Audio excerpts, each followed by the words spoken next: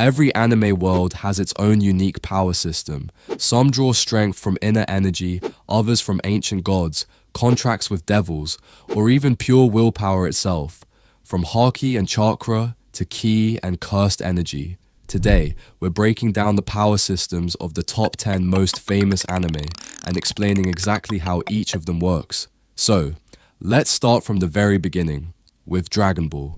In the world of Dragon Ball, power isn't just about strength, it's about mastering your life force, known as Kai. Every fighter, from Goku to Krillin, taps into their ki to enhance their speed, strength, and reflexes, allowing them to perform superhuman feats like flying, firing energy blasts, or sensing other power levels from miles away. But Kai alone isn't the limit.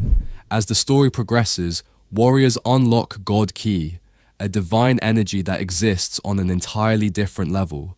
Unlike normal Kai, God Ki can't be sensed by ordinary fighters, giving its users overwhelming power and a calm, refined aura. Like we see with Super Saiyan God and Super Saiyan Blue forms, transformations play a huge role in Dragon Ball's power system. The Super Saiyan forms act as multipliers. Each level drastically boosts ki output, speed, and combat ability. But these transformations aren't just cosmetic. They reflect emotional triggers, discipline, and mastery. Gohan's hidden potential, Vegeta's pride-fueled ascensions, and Goku's legendary moment when he first turned Super Saiyan against Frieza. All these scenes show how emotion and energy intertwine. And then, there's Ultra Instinct, a state that goes beyond raw power. Instead of relying on thought, the body moves on its own, reacting on pure instinct, allowing perfect defense and speed. It's not just a transformation, it's a divine martial arts technique that separates mortals from gods. From basic Kai control to divine energy and beyond, Dragon Ball sets the standard for explosive, ever-evolving power systems, where every new form pushes the limits of possibility. So, the next one is One Piece. One Piece has one of the most diverse and well-structured power systems in all of anime. At the core of this world, power mainly comes from three things: devil fruits, haki, and unique races or body modifications. Devil fruits are mysterious fruits scattered across the seas. Anyone who eats one gains a supernatural ability, but loses the ability to swim forever. There are three main types: Paramecia, Zoan, and Logia. Paramecia, devil fruits, are the most common type, offering the widest variety of abilities. They can affect the user's body, create substances, or manipulate the environment in unique ways. A perfect example is Luffy's Gomu Gomu no Mi. After eating the fruit, his body became rubber, allowing him to stretch, bounce, and absorb attacks that would normally crush a human. He uses this elasticity to launch powerful techniques like the Gum Gum pistol, Gear Second for enhanced speed and power, and Gear Third, inflating his limbs to giant sizes. Later, when the devil fruit awakens, revealed as the Hito Hito no Mi model Nika, it allows him to bend reality itself, fighting in a cartoonish, godlike manner that breaks conventional logic. Next, Zoan devil fruits allow the user to transform into animals. This grants immense boosts in strength, speed, and endurance, along with the ability to shift between human, hybrid, and full animal forms. Ancient Zoans let users become creatures that no longer exist, like X-Drake, who can transform into an Allosaurus, gaining raw power and ferocity. But the most impressive are mythical Zoans, incredibly rare fruits with abilities beyond simple transformations. Marco's Phoenix fruit, for instance, allows him to become a phoenix, while regenerating wounds almost instantly with blue flames. Kaido's dragon fruit takes it further, transforming him into a massive eastern dragon capable of flying, summoning storms, and unleashing devastating fire and lightning attacks. Zoans also have awakenings. As seen with Rob Lucci during the Egghead arc, his hybrid form becomes even more feral and powerful. A distinct aura surrounds him, drastically increasing his speed, strength, and killing intent. Next are Logia devil fruits, among the rarest and most powerful. They allow users to become, control, and generate natural elements while making their bodies intangible. Crocodile's sand fruit lets him turn into sand, control deserts, and drain moisture.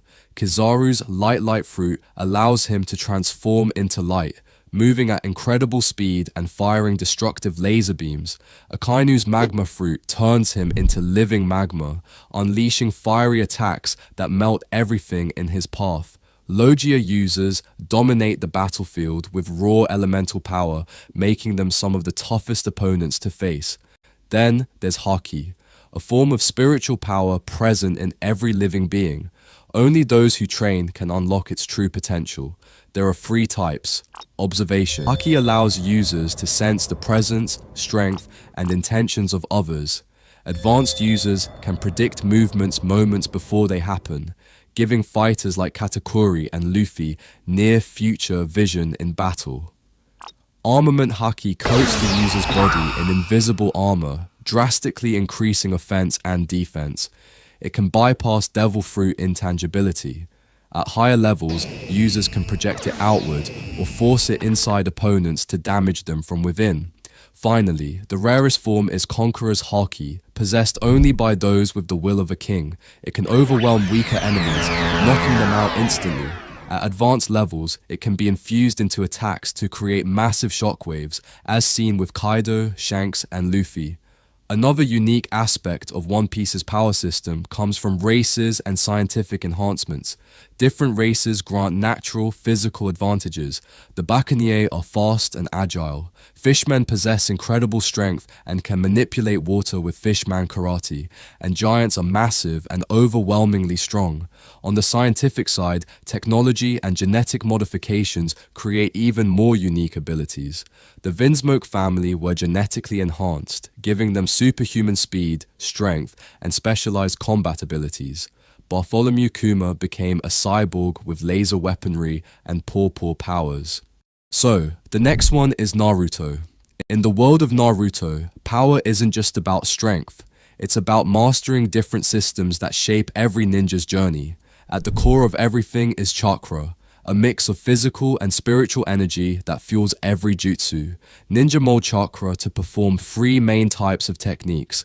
The first is ninjutsu, which involves channeling chakra to create techniques like Shadow Clone, Rasengan, and Chidori. There are 5 basic chakra natures: fire, wind, lightning, earth, and water, plus yin-yang release for advanced users. By combining and mastering these elements, shinobi create devastating techniques like Rasen Shuriken or Lava Release. The second is taijutsu, pure hand-to-hand combat. It doesn't rely on flashy jutsu, but on physical conditioning, speed, and technique.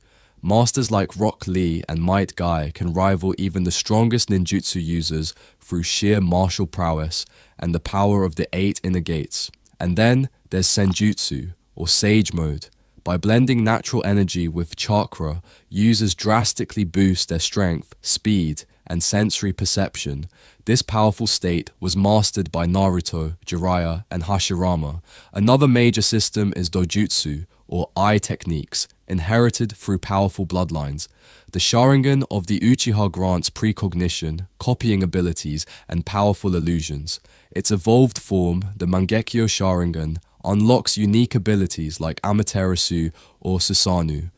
The Byakugan of the Hyuga clan gives 360-degree vision and allows users to see chakra pathways with incredible precision. And the legendary Rinnegan stands above all, granting control over life, death, and even space-time itself. Then there are Kekkei Genkai and Keki Tota, genetic abilities that combine chakra natures to create rare powers like ice release, wood release, or dust release.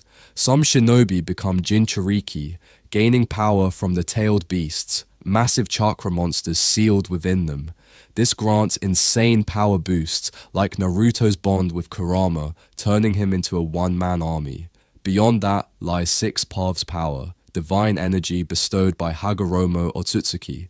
This power unlocks godlike abilities such as truth-seeking orbs, flight, and reality-bending techniques. So, the next one is Bleach. Bleach's power system is built around the soul. Everything revolves around spiritual energy, known as Rei-Ryoku. Those who can control it are called spiritually aware beings, and depending on their origin, they gain access to unique power systems. First, we have the Shinigami, or Soul Reapers. These are souls who possess Reiryoku and train to purify hollows and guide spirits to the afterlife. Their main weapon is the Zanpakuto, a sword with its own spirit, personality, and abilities.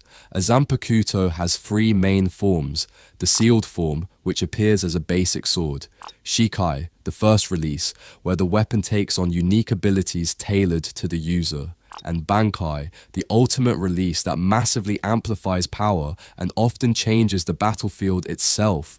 Next are the Hollows, corrupted souls that consume others to grow stronger.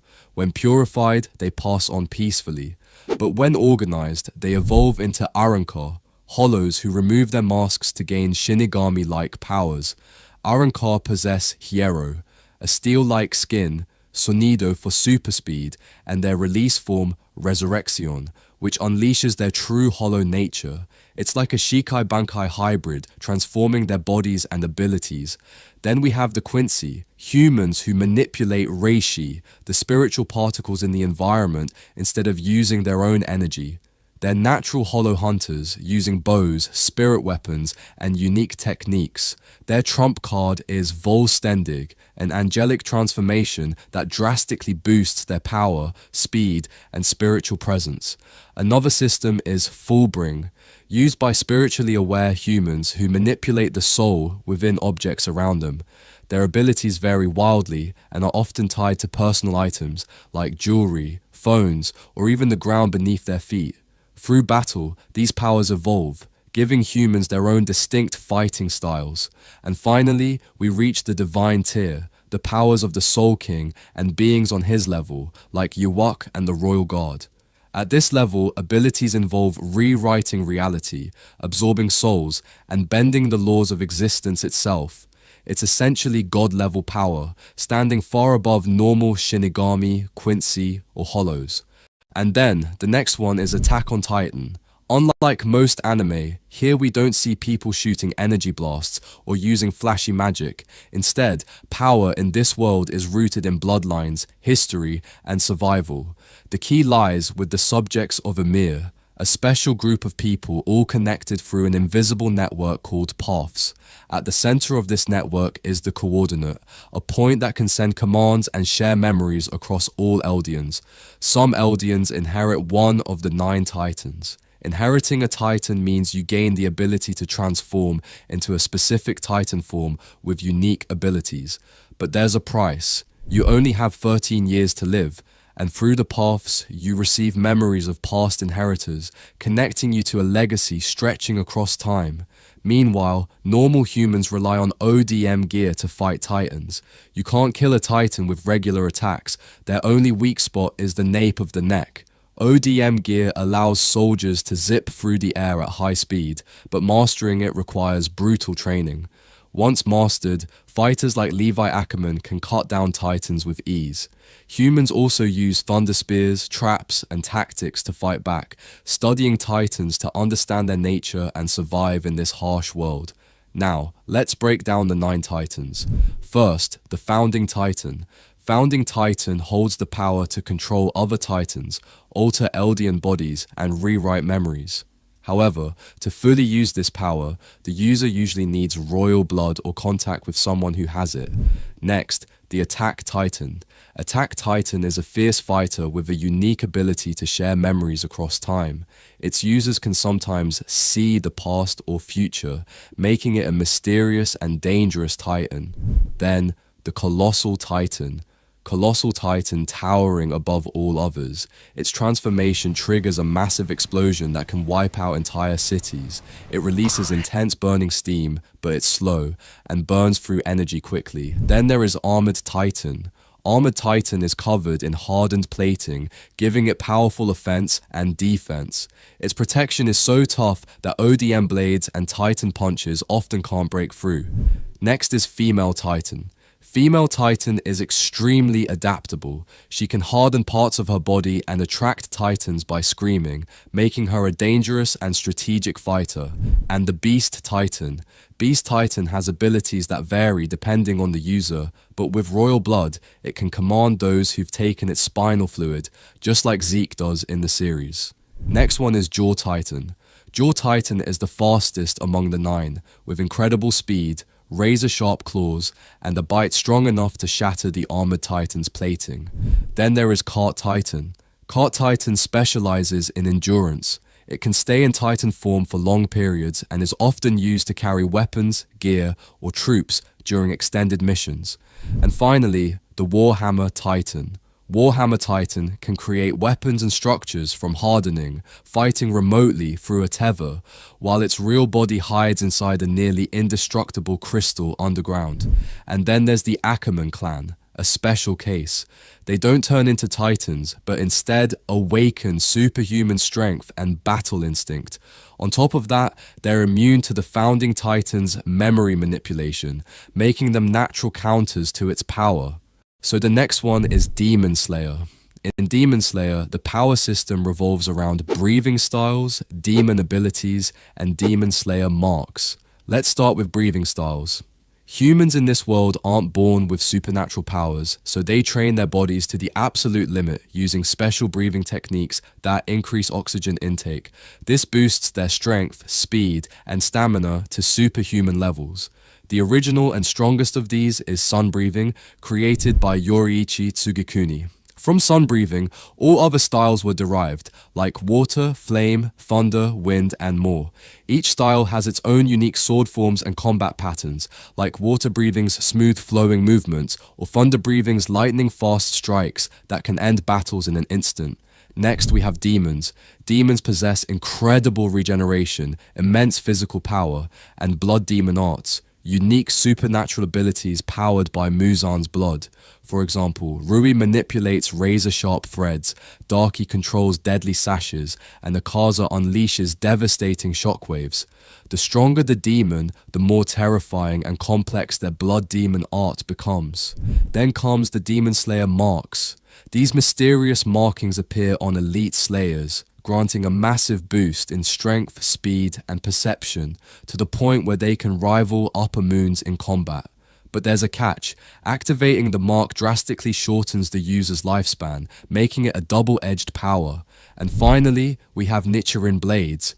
These special swords absorb sunlight, the demon's greatest weakness, making them the ultimate weapon to slay demons. Each blade changes color depending on its wielder, reflecting their breathing style and fighting spirit. So the next one is Jujutsu Kaisen.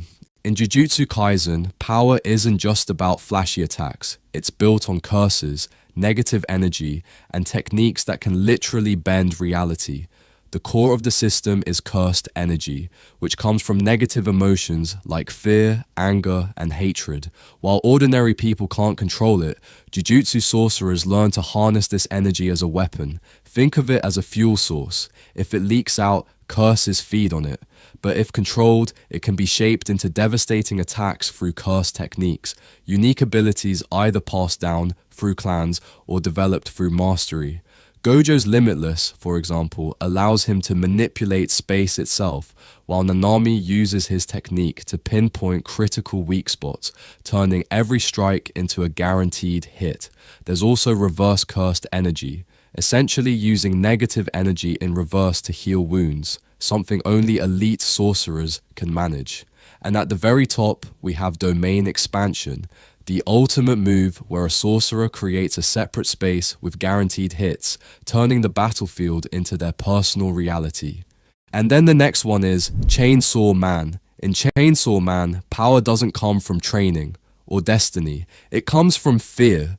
The more the world fears something, the stronger it becomes. The entire power system revolves around devils, supernatural beings born from human fears. There's a devil for almost everything you can imagine. The gun devil, born from fear of guns. The darkness devil, born from the fear of the dark. Even the chainsaw devil, born from the fear of chainsaws. Each devil's strength directly depends on how powerful that fear is. If people stop fearing it, the devil weakens. But if the fear spreads, they become unstoppable monsters. Now, humans interact with devils in three main ways. The first way is contracts. Humans can trade something valuable, blood, organs, even their life, in exchange for a devil's power. The second way is devil hunters. These are agents who fight and use devils to protect humanity. They're basically walking contradictions, using fear to kill fear. And the third way is hybrids and fiends. When a devil takes over a human corpse, you get a fiend. But when a human fuses with a devil and can switch between both forms, you get a hybrid, like Denji, the Chainsaw Man himself. And here's the twist. When devils die in the human world, they're reborn in hell, and when they die in hell, they return to the human world. It's an endless cycle of fear, and the more humanity trembles, the stronger these monsters become. The next one is solo leveling. In solo leveling, power isn't just about strength, it's about evolution. When the world got gates, humans got hunters, and one man got something far more broken. After a mysterious system chose Sung Jinwoo, he became the world's only player. Unlike normal hunters who are stuck with their ranks forever, E, D, C, B, A, or even S, Jinwoo could level up infinitely. Every time he killed monsters inside dungeons, he earned experience points, leveled up, and gained stat points. Strength, agility, stamina, intelligence. He could unlock quests, skills, dungeons, and even an inventory, basically turning real life into an RPG. But the real broken part? The Shadow Monarch's power. After awakening his true potential, Jinwoo could extract the shadows of fallen enemies and turn them into loyal soldiers. Each shadow kept its strength from when it was alive, meaning his army just kept growing stronger after every battle. From being the world's weakest hunter to commanding an army of shadows capable of destroying nations, Jinwoo didn't just level up, he evolved beyond human limits. In the world of solo leveling, power isn't given, it's earned. One level at a time. Then the last one is Black Clover. In Black Clover, power isn't about having magic, it's about what you do with it. Almost everyone in this world is born with mana, the life energy that fuels magic, but our main hero, Asta, was born with none, and that single twist changes everything. Every magic user's abilities come from their grimoire, a magical book that appears when they turn 15. These grimoires record and amplify a mage's spells, and each one is unique. The stronger your mana, the more advanced your spells become. But here's what makes it special. Magic in this world isn't generic, it's deeply personal. You've got elemental magics like fire, water, wind, and specialized types like spatial, time, or sealing magic. Your magic affinity defines who you are as a fighter. Someone born with something simple like thread magic might seem weak until they use it with creativity, intelligence, and heart. Then we've got the Magic Knights, elite squads of powerful mages who protect the Clover Kingdom. Ranking up means proving not just your power, but your determination, strategy, and resolve. But magic doesn't stay the same forever. Under intense emotion or purpose, a grimoire can evolve, unlocking new and darker spells. At the highest level, mages tap into Mana Zone, freely controlling the mana around them, shaping the battlefield itself. And then there's Asta, the ultimate outlier. No mana, no magic, yet he wields a 5-leaf grimoire, the source of anti-magic. His swords don't cast spells, they erase them. In a world built on mana, he's the one person who breaks every rule. So in Black Clover, the power system isn't just about strength, it's about growth, creativity, and defying destiny itself.